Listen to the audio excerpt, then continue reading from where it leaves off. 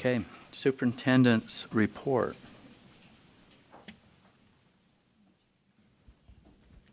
Okay. Thank you, Mr. Chair. I have a 30-minute PowerPoint presentation that I'd like to begin, if you could get that queued up.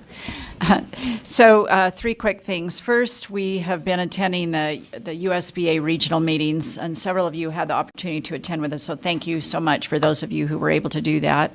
The topics du jour were, as you might imagine, TSSA and school fees. So that took up the bulk of the conversation. Other bills were highlighted, but we had some great conversations, and it's always nice to be out and about with everybody. Second thing is that after one of those USBA meetings, I attended a meeting in Richfield and one in Cedar City, and I was able to stop in Wayne County for the day and spend some time with their principals and all of their schools.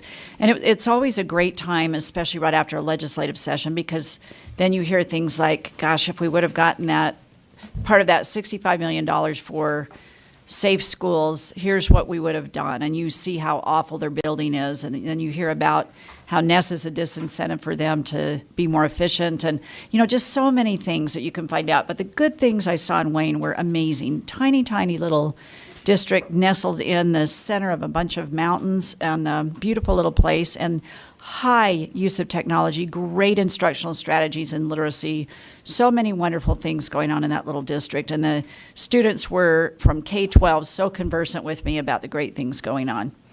Last but not least, Travis Cook, a member of our staff who is now in charge of financial literacy, made a presentation, I believe it was last year, on the work that we've done over the past decade on financial literacy. And then, of course, we have some current updates from this past legislative session.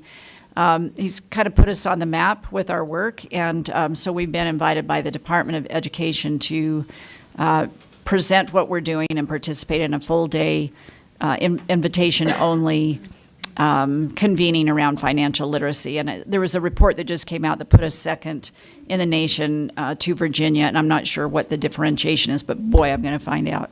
But we've been doing a great job, and I appreciate that both the Department of Education and other states around the country are recognizing our good work in this area. So that's my report.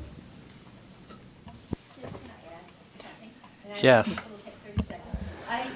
Can we have you turn your mic so I can... We're still in business here.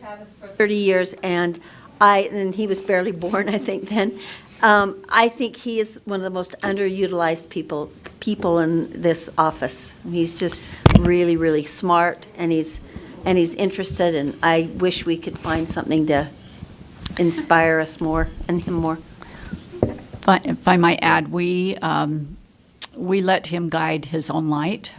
We've been able to utilize him in a variety of ways, and he often will come to us with an idea of something he wants to do, and we say go for it. So we see him as being well utilized, and if he should come to us again and say, here's some things I'm interested in, I'm sure we'd help him on that journey. He's a great employee and forward thinking, and he's everything Carol said and more.